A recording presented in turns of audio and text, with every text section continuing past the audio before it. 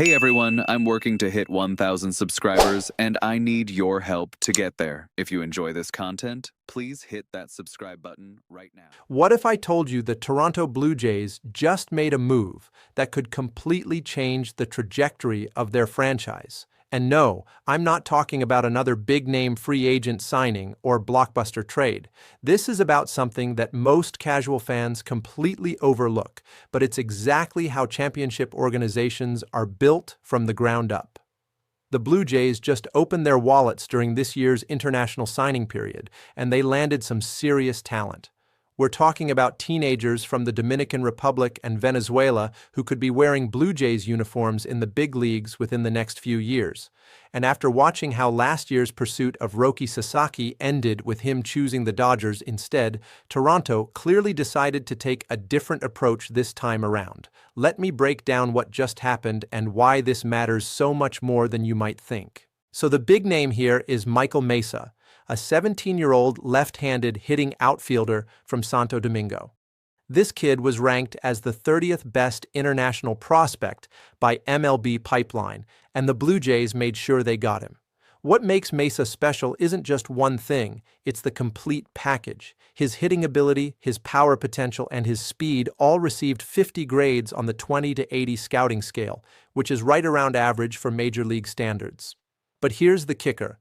Scouts actually believe he has the tools to become the best pure hitter in this entire international class. Think about that for a second. The best hitter in the class. Not just a good player, not just a solid prospect, but potentially the guy who ends up being the most dangerous bat out of everyone signed this year.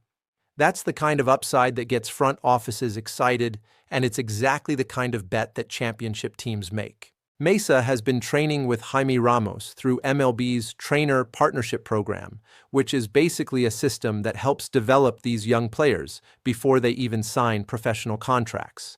The program connects prospects with certified trainers who prepare them for the rigors of professional baseball. It's a smart way for MLB to ensure quality development and for teams to get players who've already had some structured coaching.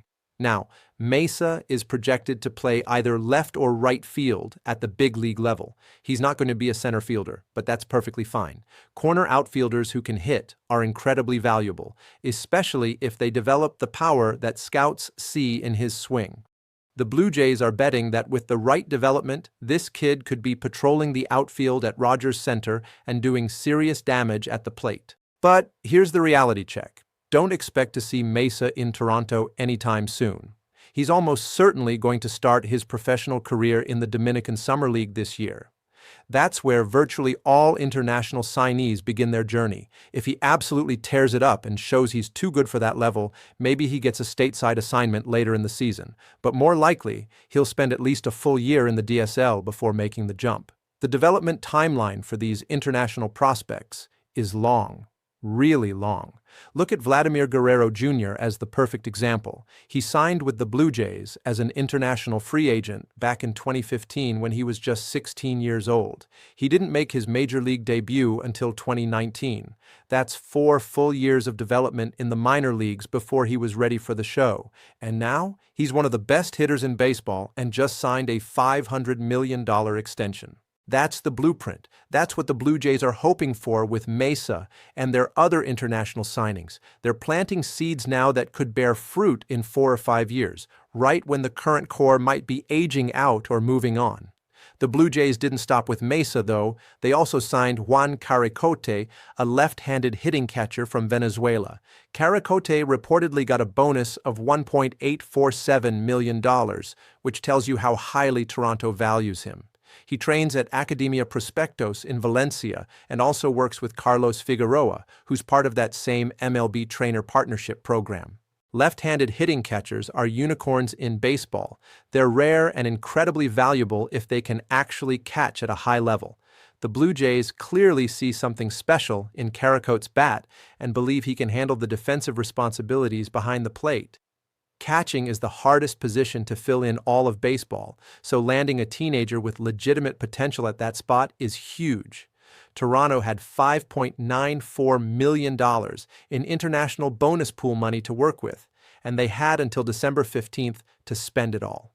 We don't know exactly what Mesa's bonus was, but between him and Caricote alone, the Blue Jays committed serious resources to this class. That shows you how important this avenue of player acquisition is to their long-term plans. And here's something that should get Blue Jays fans excited.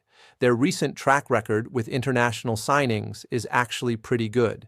Right now, they have 2 international signees from the past 2 years already ranked in their organizational top 30 prospects according to MLB Pipeline. Infielder Juan Sanchez, who signed last year, is ranked 18th. Right-hander Silvano Hechavarria, signed in 2024, is 25th. That's a success rate you can build on. When you're consistently finding talent in the international market and developing it properly, you create a sustainable pipeline of young, cheap, controllable players. That's how small and mid-market teams compete with the big spenders. That's how you avoid having to pay ridiculous contracts to aging veterans who might not perform. The contrast between this year's approach and last year's Sasaki pursuit is interesting. Sasaki was a special case because of the unique circumstances that made him an international free agent instead of going through the traditional NPB posting system. The Blue Jays went hard after him, reportedly pulling out all the stops to convince him to come to Toronto. But he chose the Dodgers instead and then went on to help Los Angeles beat Toronto in a 7-game World Series. That had to sting, but instead of sulking about it, the Blue Jays refocused on the more conventional path. They identified the best available talent in this year's international class, did their homework, and made their moves. It's not as glamorous as landing a proven star from Japan, but it's how sustainable success is built. The beauty of international signings is the value proposition. These are teenagers who cost a fraction of what even a mediocre free agent costs, and if you hit on just 1 or 2 of them, the return on investment is astronomical. Guerrero's $500 million extension looks like a bargain, considering what he signed for as a 16-year-old prospect. So while Michael Mesa, Juan Caricote, and the other prospects Toronto signed won't make headlines the way a big free agent signing would, don't sleep on what just happened. The Blue Jays just added potential cornerstone pieces to their future. In 4 or 5 years, we could be talking about Mesa as an all-star outfielder or Carote as one of the best young catchers in the game. That's the long game. That's how championships are built.